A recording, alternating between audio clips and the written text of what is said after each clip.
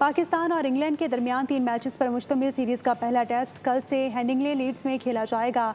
उंगली की इंजरी का शिकार कप्तान बाबर आजम की शिरकत मेडिकल क्लियरेंस से मशरूत है। हतमी फैसला मैच वाले रोज़ पीसीबी मेडिकल टीम करेगी और सिलेक्ट 11 के खिलाफ प्रैक्टिस मैच के दौरान बाबर आजम की उंगली पर गेंद लगी थी, जिसके बाद उन्होंने बकिया मैच में हिस्सा नहीं लिया था। बाबर की अदम मौजूदगी में सऊद शकील को प्लेइंग 11 में शामिल किया जा सकता है।